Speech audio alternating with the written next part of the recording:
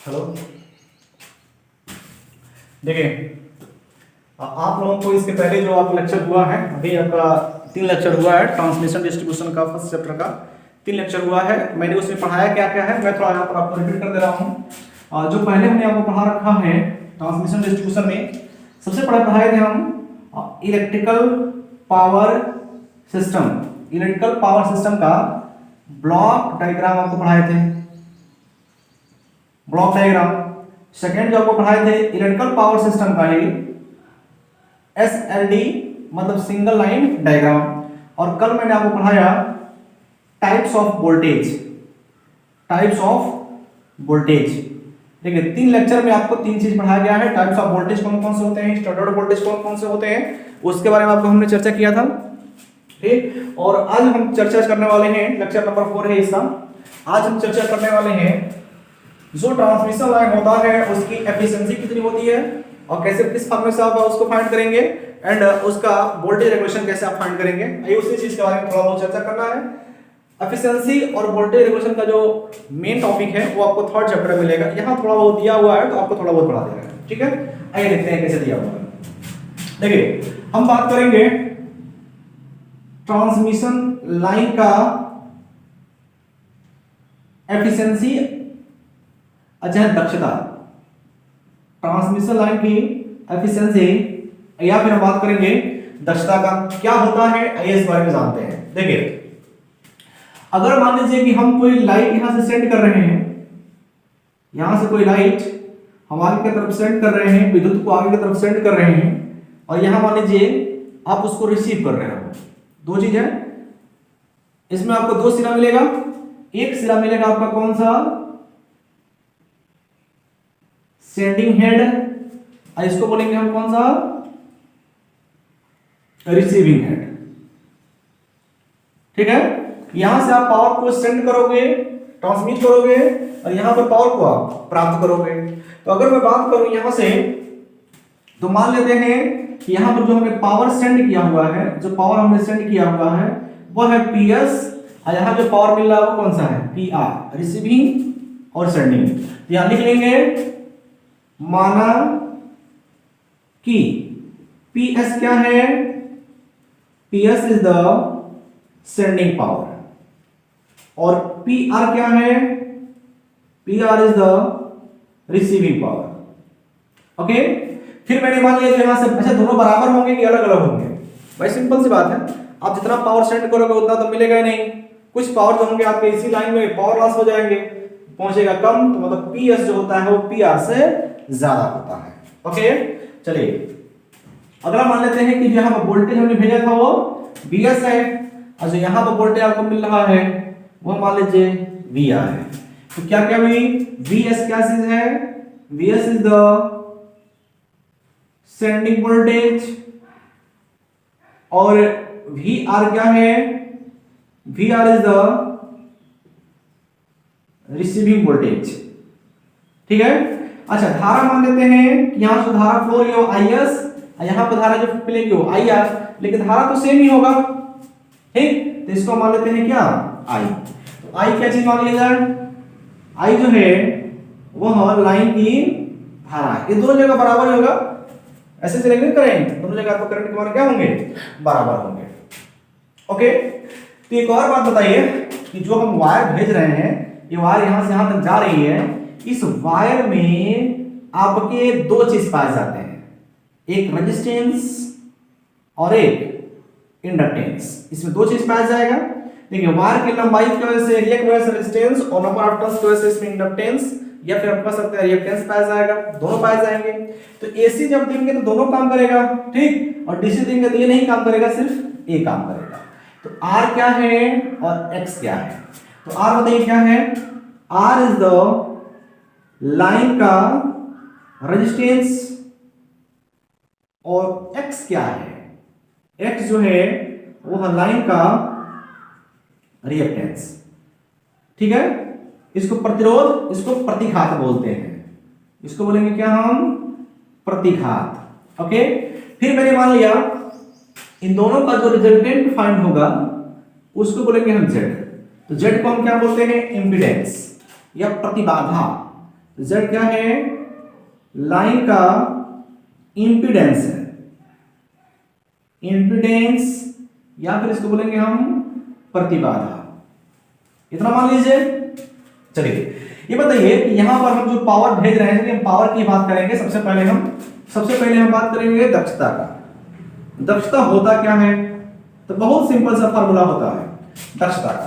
तो दक्षता हम जो डिनोट करते हैं वो कितना होता है, दक्षता efficiency equal to output power और डिवाइड बाय कितना हो जाएगा, इनपुट पावर।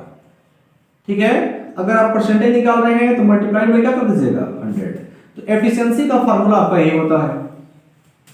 ओके, आइए जरा हम कुछ चीजों के बारे में बात करते हैं। जैसे कि मान लीजिए कि यहां से आप जो पावर सेंड कर रहे हैं, यहां जो पावर सेंड कर रहे हैं, तो हम बोल सकते हैं यहां से PS सेंडिंग पावर है।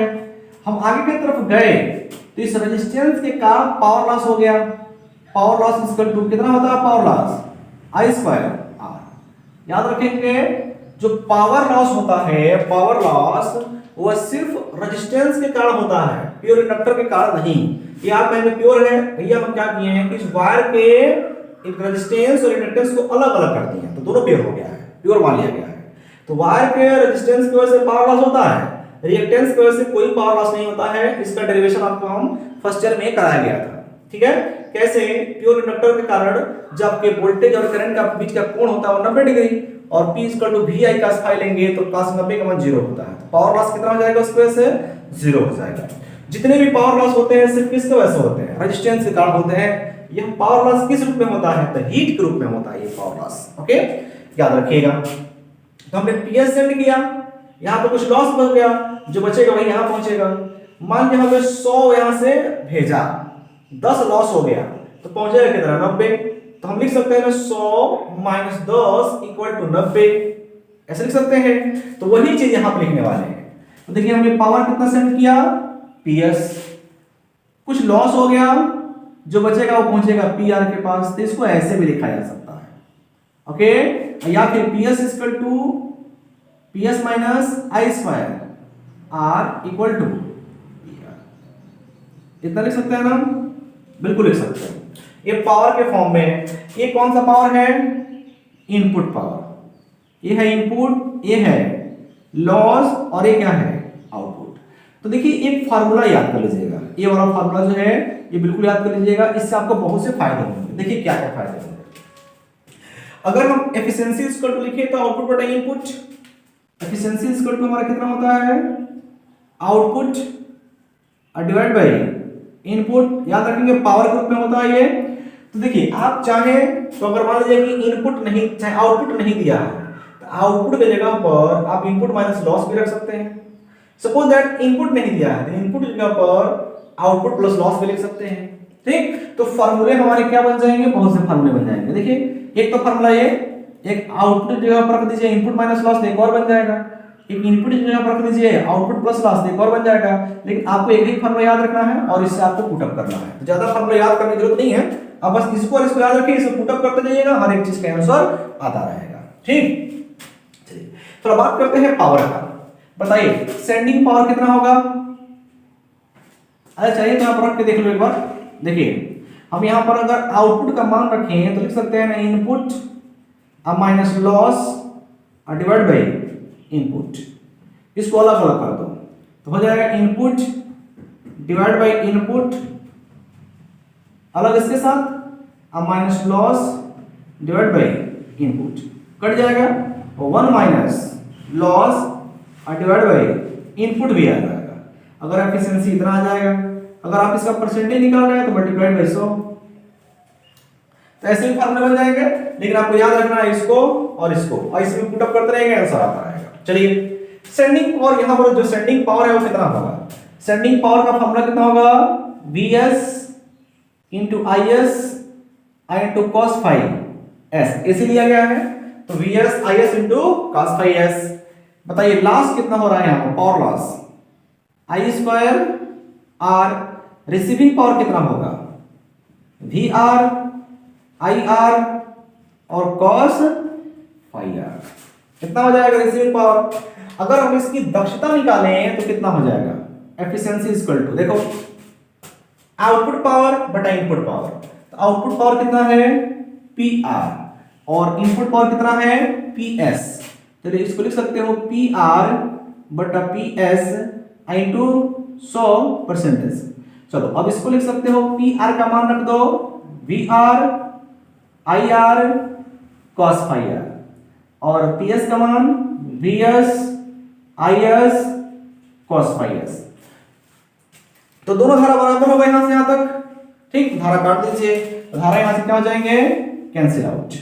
अब चाहे तो मल्टीप्लाई बाय 100 लिख सकते हैं। तो बताइए एफिशिएंसी का जो फार्मूला हमारा यहाँ पे आया हुआ है वो कितना आ गया, एफिशिएंसी का फार्मूला वी आर आई तो कट गया है इनटू हो जाएगा कौन सा cos फाई आर, अब बटा कितना हो जाएगा V S into cos phi S, ये हो जाएगा एफिशिएंसी का फार्मूला।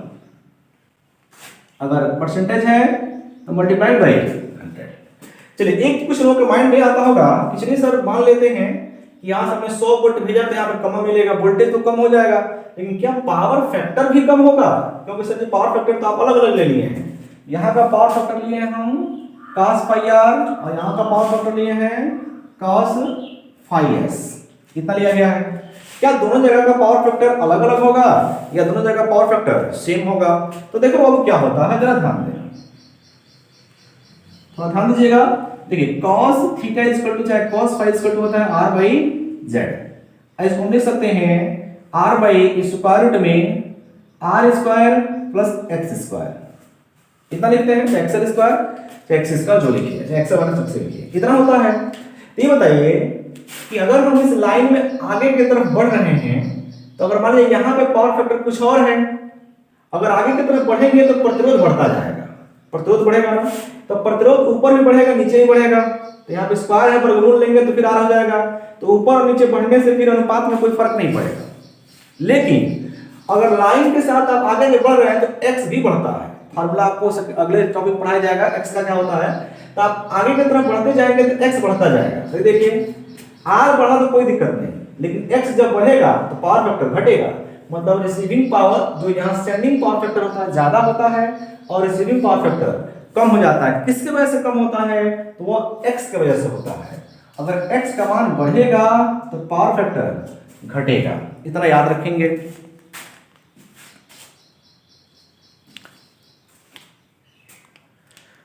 ओके तो चलिए ये रहा एफिशिएंसी का फार्मूला। तो एफिशिएंसी के फार्मूले को आप ऐसे पुट अप करेंगे। ओके एक फार्मूला हमारे मेन बन रहा है, चलिए इसको मिटाते हैं फिर आगे चलते हैं। ओके थोड़ा सा मैं इसको मिटाने वाला हूं, पूरा मिटा दे रहे हैं। एक फार्मूला और यहां पर हम लिखेंगे एफिशिएंसी के लिए, एक फार्मूला और लिखा जाएगा, आसान है कोई टफ नहीं है।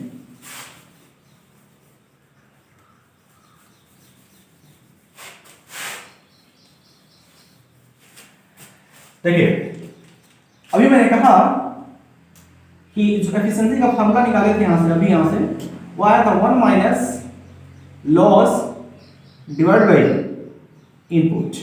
अगर परसेंटेज निकाल रहे हैं तो मल्टीप्लाइड बाई 100। कहां से आया था ये भी आपको बताया गया है। ठीक ये काम करिए, अगर इतना आया हुआ है तो आप इसमें लॉस का मान और इनपुट का मान रख दीजिए, तो कितना आ जाएगा efficiency equal to 1 minus loss का मान कितना है आई स्क्वायर आर, और इसका मान देखिए इनपुट पावर है ना, तो इसको लिखिए कितना हम V S into I into cos phi S. I S मत लिखिए डायरेक्ट आई लिखिए, इतना हो जाएगा मल्टीप्लाइड बाई 100, परसेंटेज निकालेंगे तब तो एक आई से आई कट जाएगा। तो यहां से जो एफिशिएंसी का फार्मूला आएगा 1 minus I R divide by V S cos phi S multiplied by एक फार्मूला आपका ये भी तैयार हो जाएगा। ओके तो यह जो आपका निकला हुआ है एफिशिएंसी, आप चाहे तो लॉस के टर्म में निकाल सकते हैं और आप चाहे तो इनपुट आउटपुट और इनपुट पावर के टर्म्स में निकाल सकते हैं। एक चीज आपको याद रखना है, एक चीज आपको बहुत इंपॉर्टेंट चीज याद रखना है कि जो एफिशिएंसी होती है is inversely proportional to loss होता है। अगर लॉस बढ़ेगा तो एफिशिएंसी क्या हो जाएगी घटेगी। कैसे?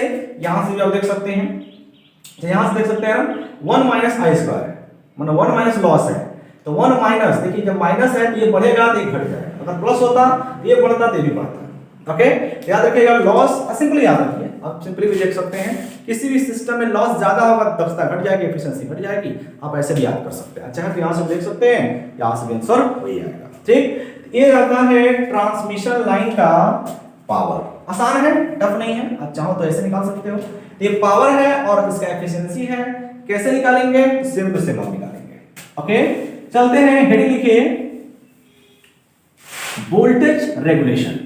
वोल्टेज रेगुलेशन, अब हम लिखेंगे अगला टॉपिक रहेगा इसी का voltage regulation. Voltage regulation Hindi में बोलेंगे इसको क्या हम? वोल्टता नियमन। वोल्टेज रेगुलेशन या फिर वोल्टता नियमन क्या होता है? बहुत आसान है, बहुत आसान है वोल्टेज रेगुलेशन। देखो बहुत सिंपल सा डेफिनेशन है, इसको याद करो। वोल्टेज रेगुलेशन होता है, जो रेगुलेशन होता है, रेगुलेशन इक्वल टू होता है सेंडिंग वोल्टेज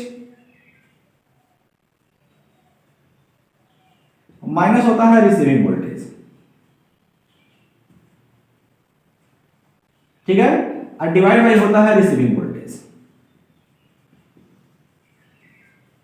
याद रख लीजिएगा, इसको आप ऐसे लिख लीजिए, रेगुलेशन को नोट करते हैं आर से, तो R is equal to sending voltage Vs, receiving voltage Vr divide by Vr। अगर परसेंटेज निकालेंगे तो मल्टीप्लाइड बाई कितना हो जाएगा? 100। ये आपको याद रखना है। तो देखिए एग्जाम में जब रेगुलेशन पूछेगा तो रेगुलेशन तो ऐसे अगले चैप्टर में भी है, लेकिन फिर भी आपको यहाँ थोड़ा बहुत पढ़ाना पड़ेगा। रेगुलेशन को कैसे डिफाइन करेंगे?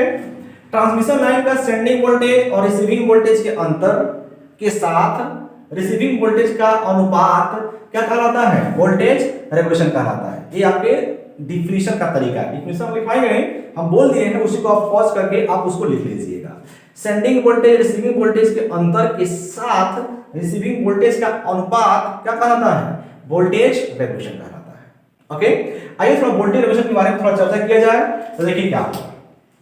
आइए यहां पर हम मान लेते हैं समीकरण नंबर 1। जरा यहां आइए, ये बताइए कि यहां से हम वोल्टेज कितना सेंड किए हैं? Vs मिल कितना रहा है? Vr, तो और वोल्टेज कहां गया? तो देखिए हमें सेंडिंग वोल्टेज कितना है, तो रेजिस्टेंस और रिएक्टेंस के कारण कुछ वोल्टेज ड्रॉप हो जाएगा। कितना भाई? तो इसकी वजह से वोल्टेज ड्रॉप IR, इसकी वजह से वोल्टेज ड्रॉप IX, और दोनों को मिला दिया जाए तो voltage drop I into Z। ठीक है, ये हमारा वोल्टेज ड्रॉप होगा। तो हम यहां पर लिख सकते हैं कि हमने यहां पर मान लीजिए कि हमने Vs सेंड किया, हमने 200 वोल्ट सेंड किया, 50 वोल्ट यही ड्रॉप हो गया, तो वहां 150 मिलेगा। तो 200 में से 50 घटा देंगे तो 150, तो Vs में से हम क्या घटा देंगे? I into Z मिल जाएगा कितना? Vr। ओके, यह हमारा हो जाता है वोल्टेज के लिए में। इक्वेशन नंबर सेकंड मान लीजिए इसको। ओके, तो देखिए आप यहां से एक चीज निकाल सकते हैं, क्या निकाल सकते हैं? यहां से Vs में से उसको इधर ला दीजिए, तो Vr इक्वल टू निकल के आ जाएगा I into Z। ओके, तो Vs माइनस Vr का मान I into Z पे होता है। ओके, अब देखो इस रेगुलेशन में उस मान को रख दो, तो रेगुलेशन में जब उस मान को रखोगे तो I into Z divide by कितना हो जाएगा? Vr। अगर परसेंटेज निकाल रहे हो तो मल्टीप्लाइड बाय 100। क्या पता चला है इससे? क्या पता चला है? अब देखिए रेगुलेशंस कहता क्या है, बहुत लोग इसी कंफ्यूजन में रहते हैं कि रेगुलेशन का तात्पर्य क्या है सर, रेगुलेशन क्या कहता है, आखिर रेगुलेशन मतलब होता क्या है, नियमन मतलब होता क्या है? तो देखो सिंपल याद है, देखो यहां से देखो एक चीज आपको दिख रहा होगा, यहां से दिख रहा होगा कि जो रेगुलेशन है ऊपर है वोल्टेज ड्रॉप, ये क्या है? वोल्टेज ड्रॉप, और डिवाइड करके कर सकते हैं रिसीविंग वोल्टेज। आई इंटू कितना हो जाएगा? 100, चाहे 100 छोड़ो, अभी सिर्फ परसेंटेज निकालो। क्या देख सकते हो? अगर वोल्टेज ड्रॉप बढ़ेगा तो रेगुलेशन का मान बढ़ेगा, वोल्टेज ड्रॉप घटेगा तो रेगुलेशन का मान घटेगा। तो आप क्या चाहते हैं? किसी सिस्टम में वोल्टेज ड्रॉप ज्यादा हो कि वोल्टेज ड्रॉप कम हो? कौन बेटर होगा? भाई सिंपल सी बात है यार, हम चाहते हैं वोल्टेज ड्रॉप कम हो। कोई भी चाहेगा कि वोल्टेज ड्रॉप कम होगा तो आपको अधिक से अधिक वोल्टेज यहां मिलेगा। 200 भेजे हैं, 50 ड्रॉप हो गया, 150 मिला। 200 भेजे हैं, 5 वोल्ट ड्रॉप हुआ, 195 मिला, ज्यादा मिला ना। फायदा कौन सा है? जिसमें वोल्टेज ड्रॉप कम से कम हो कि ज्यादा से ज्यादा हो, जिसमें वोल्टेज ड्रॉप कम से कम होता है उसको ज्यादा बेटर मानते हैं। तो देखो यहाँ पर अगर बात करें रेगुलेशन में, तो रेगुलेशन हम किसको बेटर मानेंगे? जिसमें वोल्टेज ड्रॉप कम से कम हो। तो वोल्टेज ड्रॉप कम तो रेगुलेशन भी कम। तो रेगुलेशन क्या डिनोट करता है? तो रेगुलेशन जो है किसी भी सिस्टम में होने वाले वोल्टेज ड्रॉप को डिनोट करता है। ठीक है, कि वोल्टेज ड्रॉप ज्यादा हो रहा है कि वोल्टेज ड्रॉप कम हो रहा है। तो अगर मान लीजिए कोई पूछे आपसे, क्वेश्चन आए कि बेटर रेगुलेशन कौन सा होता है, तो जो न्यूनतम रेगुलेशन होता है वो सबसे बेटर माना जाता है। तो कभी कभी क्वेश्चन आता है, जेईई की तैयारी करने जाएंगे तो बोलेगा बताइए सबसे बेस्ट रेगुलेशन कौन सा है, और ऑप्शन रहेगा 2%, ऑप्शन रहेगा 3%, ऑप्शन रहेगा 50%, और ऑप्शन रहेगा यहाँ पर मान लीजिए चौथा ऑप्शन, ये थर्ड है, ये 4 है, ऑप्शन रहेगा 1%। तो कौन सा होगा? 1% सबसे बेटर माना जाता है। माइनस में भी हो सकता है, तो कैपेसिटिव लोड आने माइनस हो तो माइनस वाला सबसे बेटर होता है, याद रखिएगा। वो कैसे होता है आप तीसरे चैप्टर में जानेंगे, फैराडे इफेक्ट बोलेंगे इसको। यह होता है voltage regulation of transmission line. ऐसे निकालेंगे वोल्टेज रेगुलेशन। तो हमने आपको दो फार्मूले पढ़ा दिए। पहला फार्मूला क्या पढ़ाए हैं? फर्स्ट फार्मूला आपको पढ़ाए हम efficiency 1 minus loss divide by input. दूसरा फार्मूला हमने आपको पढ़ा दिया regulation Vs minus VR divide by VR, या फिर I into Z divide by VR। तो आपको मैंने इतने फार्मूले पढ़ा दिए हैं। ये कैसे है देखिए, इस चैप्टर में अगर पूछा जाए तो इस चैप्टर में एफिशिएंसी और रेगुलेशन पूछिएगा नहीं आपसे। ओके, फिर पढ़ाई क्यों है? तो अगला टॉपिक पढ़ाने के लिए इसको बताना पड़ा। तो आप लोग इसमें जितना पढ़ाए हैं इसमें से सिर्फ आपको याद रखना है फार्मूले, पावर लॉस का और वोल्टेज ड्रॉप का चाहे रेगुलेशन का। ये फार्मूले बस याद रखेंगे, फिर अगला टॉपिक आपको पढ़ाने जा रहे हैं उसमें आपके ये दोनों क्या आएंगे? काम आएंगे। देखते हैं कौन कौन टॉपिक है, आइए देखते हैं। ध्यान दीजिएगा, अब इसको मिटाने जा रहे हैं, थोड़ा तेज पढ़ा रहे हैं इसको, क्योंकि आपको ज्यादा जरूरत वाली चीज नहीं है। ओके, बस इतना याद रखना है कि लाइन में रेजिस्टेंस और रिएक्टेंस पाए जाते हैं, इनके वजह से वोल्टेज ड्रॉप होते हैं। Total voltage drop I into Z होता है। ओके, हाँ देखिए, आइए चलते हैं नेक्स्ट टॉपिक पर। नेक्स्ट टॉपिक रहेगा आपका हाई वोल्टेज ट्रांसमिशन के लाभ। ये इंपॉर्टेंट रहेगा, इससे बहुत ज्यादा क्वेश्चन आते हैं। हाई वोल्टेज ट्रांसमिशन के लाभ, इसमें से क्वेश्चंस आपको आएंगे। ये पूछता है क्वेश्चन कि high voltage transmission, high voltage transmission के लाभ कौन कौन से होते हैं? ये क्वेश्चंस आपसे पूछा जाएगा। अगर आप हाई वोल्टेज पर ट्रांसमिशन कर रहे हैं तो आपके कौन कौन से प्रॉफिट होने वाले हैं, इसके बारे में चर्चा होगा। ठीक है, तो ये क्वेश्चन पूछेगा तो आप कैसे बनाएंगे? तो सबसे पहले एक चित्र बनाएंगे। हाई वोल्टेज पर ट्रांसमिशन होने जा रहा है, यह वाले चित्र जो बनाए थे अभी। यहां पर एक लोड लगाइए, चलिए आर लोड ही मान लीजिए। चलिए यहां से जो हम ट्रांसमिशन कर रहे हैं, इसका standing voltage Vs, receiving voltage VR, इस वायर का रेजिस्टेंस होगा, इसी वायर का रिएक्टेंस होगा Rx। ओके, धारा मान लीजिए कितना है इसमें? I एम्पियर का। ओके, यहां पावर लॉस कितना होगा? I square. अब वोल्टेज ड्रॉप कितना होगा? I into Z। ये दोनों फार्मूला आपको याद रखना है। ओके, अब देखिए हाई वोल्टेज पर ट्रांसमिशन कर रहा है, तो आपको हम पढ़ाए थे, याद कीजिए कि आप जनरेटर से सबसे पहले इलेक्ट्रिक जो जनरेट होगा 11 किलोवाट का होगा, और आप इसको ट्रांसफार्मर के माध्यम से आप इसको कर लीजिएगा कितने किलोवोल्ट तक? 400 किलोवोल्ट। तो 400 किलोवोल्ट मतलब हमने हाई वोल्ट कर लिया। अब हाई वोल्ट को हम इसको आगे तरफ सेंड कर देंगे। तो क्वेश्चन ये है कि हाई वोल्ट पर ट्रांसमिशन करने के कौन कौन से फायदे होते हैं। ओके, तो देखिए अगर मान लीजिए कि हाई वोल्ट पर हम ट्रांसमिशन कर रहे हैं तो क्या क्या फायदे हैं? फायदे ये हैं कि अगर हाई वोल्टेज को बढ़ाएंगे तो इधर मानिए धारा I1 है, इधर धारा I2 है। इसके वोल्टेज को आप देखिए, इधर वोल्टेज कम है तो करंट ज्यादा होगी, इसके वोल्टेज को बढ़ा लेंगे तो इसका धारा का मान क्या हो जाएगा? कम हो जाएगा। कैसे कम होता है बताए थे, बताया गया है कैसे। ट्रांसफार्मर में आप जब पढ़े होंगे तो हम पढ़े होंगे कि इधर वोल्टेज हाई होता है, करंट कम होती है। वो अपने आप से नहीं होता है, वोल्टेज हाई है इसके जो वायर्स होते हैं उसको पतले वायर से कर दीजिए। ठीक, जब वोल्टेज इधर हाई है तो इसको हम वायर के देखिए धारा के मान को कम करना है, वी बाई जेड होता है, चाहे वी बाई आर लीजिए, अभी वी बाई आर लीजिए, तो देखिए हम क्या करेंगे कि रेजिस्टेंस को बढ़ा देंगे तो धारा अपने आप से कम हो जाएगा। ओके, तो जो हाई वोल्टेज की वाइंडिंग होती है, इस हाई वोल्टेज की वाइंडिंग के रेजिस्टेंस को बढ़ाया जाता है, कैसे? R equal to rho into L by A. Area को क्या करो, घटा दो, तो रेजिस्टेंस अपने आप से बढ़ जाएगा। एरिया घटाओगे तो वायर कैसा हो जाएगा, पतला हो जाएगा। तो कभी कभी क्वेश्चंस आते हैं हाई वोल्टेज की वाइंडिंग कैसे की जाती है, तो हाई वोल्टेज की वाइंडिंग पतले वायर से की जाती है। ठीक, पतला वायर कर देंगे तो नंबर पतला वायर नंबर ऑफ टर्न्स ज्यादा, वोल्टेज बढ़ाने के लिए नंबर ऑफ टर्न्स बढ़ा देते हैं, और धारा कम करने के लिए वायर को पतला कर देंगे। वायर को पतला करते ही रेजिस्टेंस बढ़ जाएगा, धारा अपने आप से कम हो जाएगी। तो ट्रांसफार्मर से वोल्टेज बढ़ा के धारा कम कर लीजिए, तो मतलब हाई वोल्टेज को भेजने से आपको फायदा क्या होता है कि धारा का मान कम हो जाता है। अब धारा के मान कम करने से कौन कौन से फायदे होते हैं, वही यहां पढ़ना है। हाई वोल्टेज ट्रांसमिशन के लाभ में तो पहला लाभ हमारा कौन सा होता है कि धारा हमारी लो हो जाती है। पहला लाभ कौन सा हो जाएगा, लो करंट। ओके, दूसरा क्या हो जाएगा हमारा, low voltage drop, low voltage drop. तीसरा क्या हो जाएगा हमारा भाई, बेटर रेगुलेशन। रेगुलेशन आपको बेटर मिलता है, कैसे मिलता है बता रहे हैं। नेक्स्ट क्या होता है, लो पावर लॉस होता है, पावर लॉस भी हमारा क्या हो जाएगा, कम हो जाएगा। नेक्स्ट एफिशिएंसी हमारी बढ़ जाती है। नेक्स्ट चालक का खर्चा कम, ठीक।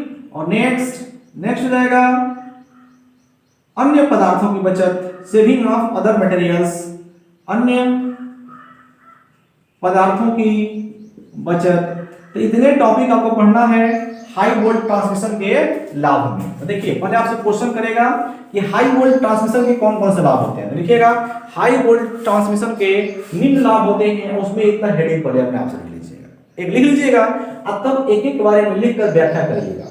मैं भी एक एक के बारे में लिखकर आपको व्याख्या कर रहा हूं, लेकिन आप लोग अपने भाषा में अपने लैंग्वेज में लिख लीजिएगा उसको, ठीक। टाइम उससे कम लगेगा, लेक्चर भी आपका छोटा हो जाएगा। देखिए तो हम बात करेंगे सबसे पहले लो करंट का, लो करंट का। ओके, तो देखिए हुआ क्या, तो आप लिखेंगे कि पहले आप देख लीजिए डेरिवेशन कैसे होता है। तो P इक्वल टू कितना होता है, V इंटू आई, चलो cos फाई मान लेते हैं, cos फाई। तो यहां से अगर पावर को कांस्टेंट कर देंगे, ट्रांसफार्मर में पावर को कांस्टेंट कर देते हैं, तो पावर को कांस्टेंट कर देंगे तो यहां से देख लीजिए धारा लिख लीजिए, I is directly proportional by V, मतलब वोल्टेज बढ़ाने से धारा का मान क्या हो गया, कम हो गया। तो लिखेंगे कि जब हाई वोल्टेज भेजते हैं तो हाई वोल्टेज ट्रांसफार्मर के द्वारा हम वोल्टेज को बढ़ाकर करंट को कम कर लेते हैं, जिसके कारण करंट कम होने से आपको बहुत से प्रॉफिट होते हैं, ठीक है। तो पहला प्रॉफिट क्या है, हाई वोल्टेज से करंट कम हो जाती है। अब दूसरा फायदा ये लिखना है अपनी भाषा में, थोड़ा लिख कर आप फिर इसको लिख लीजिएगा। ओके, दूसरा हम देखेंगे, तो देखिए सेकंड क्या कह रहा है, सेकंड कह रहा है कि low voltage drop, low voltage drop second कह रहा है। तो देखिए लो वोल्टेज ड्रॉप कैसे होगा, तो आप लिखेंगे, देखिए वोल्टेज हमने बढ़ा दिया, वोल्टेज बढ़ा दिए हैं, तो वोल्टेज बढ़ाने से धारा क्या हो गई, कम हो गई। और धारा जब कम होगा तो I इंटू जेड कम हो जाएगा। देखिए I इंटू जेड है, तो क्या हुआ, वोल्टेज बढ़ाने से धारा कम हो गई है। धारा कम होने से हम जानते हैं कि वोल्टेज ड्रॉप का फार्मूला कितना होता है, I इंटू जेड। ओके, तो वोल्टेज बढ़ाने से धारा कम, धारा कम से I इंटू जेड भी। तो देखिए तो अब लिखेंगे कैसे, तो लिखेंगे पहले यहां लिखेंगे लो वोल्टेज ड्रॉप, फिर लिखेंगे जब वोल्टेज को बढ़ाया जाता है ट्रांसफार्मर के द्वारा तो धारा का मान कम हो जाता है। धारा का मान कम होने से लाइन में होने वाला वोल्टेज ड्रॉप भी क्या होते हैं, कम हो जाते हैं। ऐसे लिखना है आपको हेडिंग डाल के, आप फिर उसके नीचे इसको डेरिवेशन कर लीजिएगा, डेरिवेशन नहीं फार्मूला लिख दीजिएगा, इससे आपको अच्छे मार्क्स मिलेंगे, इसमें भी ठीक ऑर्डर है। ओके, चलिए तीसरा चलते हैं, हम ऐसे लिखाएंगे लेकिन आप लोग अपने भाषा में इसको लिखिएगा। ओके, चलिए नेक्स्ट चलते हैं, बेटर वोल्टेज रेगुलेशन। अगला हेडिंग लिखिएगा इसको, बेटर वोल्टेज रेगुलेशन, इसको हेडिंग के रूप में लिखिएगा एग्जाम में। अब कैसे बेटर वोल्टेज रेगुलेशन होता है, तो रेगुलेशन का फार्मूला कितना होता है, रेगुलेशन का फॉर्मूला कितना होता है भाई, आई जेड बटा वी आर। अरे V S minus V R को आई इंटू जेड कहते हैं, तो इतना लिख सकते हैं ना इसको, बिल्कुल लिख सकते हैं। तो इतना होगा। ऊपर वाला क्या चीज है, ऊपर वाला है वोल्टेज ड्रॉप बटा वी आर है। तो अभी आपको पढ़ाए हैं ट्रांसफार्मर के द्वारा अगर वोल्टेज को बढ़ा लिए तो धारा का मान कम हो जाएगा, और धारा का मान कम होगा तो आई इंटू जेड, आई इंटू जेड भी क्या हो जाएगा, कम हो जाएगा। आई इंटू जेड ही क्या है, वोल्टेज ड्रॉप कम हो गया। अब वोल्टेज ड्रॉप कम होगा तो रेगुलेशन भी कम हो जाएगा, तो लिखिएगा रेगुलेशन भी क्या हो जाएगा। तो इसको देखिए ऐसे तो लिख लेंगे, लेकिन अपने भाषा में लिखेंगे इसको। जब लाइन का वोल्टेज बढ़ता है तो धारा के मान कम हो जाते हैं, धारा के मान कम होने से होने वाले वोल्टेज ड्रॉप कम हो जाते हैं, और चूंकि वोल्टेज रेगुलेशन वोल्टेज ड्रॉप के सीधे समानुपाती होता है, इसलिए वोल्टेज रेगुलेशन भी कम हो जाता है, जो सबसे बेटर माना जाता है। ऐसे लिखकर अब तब इसको लिख देंगे। ओके, इतना याद रखना है आपको, ऐसे आपको एग्जाम में लिखना है तो अच्छे मार्क्स मिलेंगे आपको। अगला टॉपिक चलते हैं। देखिए चौथा क्या है, चौथा है low power loss. Low power loss, निम्न पावर हानियां मतलब शक्ति हानि कैसे होगा, वही बात। पावर लॉस का फार्मूला कितना होता है, पावर लॉस का फार्मूला होता है आई स्क्वायर आर होता है। तो देखिए इस लाइन में अगर करंट का मान कम हो जाएगा तो करंट का मान कम होने से आई स्क्वायर आर भी कम हो जाएगा, तो वोल्टेज को बढ़ाए धारा कम, और धारा कम आई स्क्वायर आर भी कम, और आई स्क्वायर आर अगर कम हो गया तो उस समय यही तो हमारा पावर लॉस है, पावर लॉस में क्या हो जाएगा, कम हो जाएगा। तो इसको लिखेंगे। अच्छा कुछ लोगों के माइंड में आ रहा होगा सर जी आप यहाँ तो रेजिस्टेंस बढ़ा दिए थे, तो रेजिस्टेंस बढ़ा दिए हैं तो पावर लॉस तो यहाँ पर कम हो जाना चाहिए, ये पावर लॉस बढ़ जाना चाहिए, लेकिन ये बताओ हमको इसका पावर लॉस निकालना है, ठीक है ना, इसका पावर लॉस निकालना है, हमको लाइन के बारे में चर्चा करना है। लेकिन फिर आप कहेंगे सर जी इसका रेजिस्टेंस ज्यादा होता है तो फिर पावर लॉस ज्यादा होगा। देखो ध्यान देना, इसके रेजिस्टेंस पर यह धारा डिपेंडेंटली नहीं होती है। क्यों, लोड जिस अनुसार लगेगा धारा उसी अनुसार खींचेगा। ये जैसे मोटर होता है, कोई मोटर है, मोटर के सीरीज में आपने एक रेजिस्टेंस लगा दिया तो उस रेजिस्टेंस से धारा के मान पर ज्यादा प्रभाव नहीं पड़ता है। मोटर पर लोड बढ़ेगा ना तो धारा ज्यादा खींचेगा, भले वो रेजिस्टेंस कुछ भी हो, वैसे ज्यादा रेजिस्टेंस लगाएंगे तो प्रभाव पड़ेगा। एक कांस्टेंट रेजिस्टेंस की बात कर रहे हैं, ठीक। तो जब लोड बढ़ता है तो धारा बढ़ जाता है, धारा बढ़ेगा तो वहां वोल्टेज ड्रॉप बढ़ जाता है। समझ में आया ना, वही बात यहाँ भी हो रही है।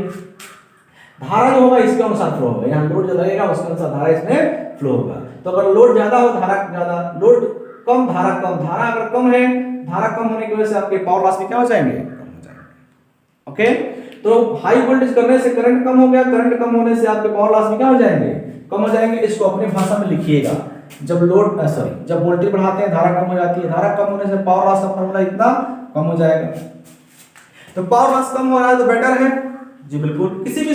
किसी भी चीज में पावर लॉस कम होगा तो हमारे लिए बेटर माना जाएगा।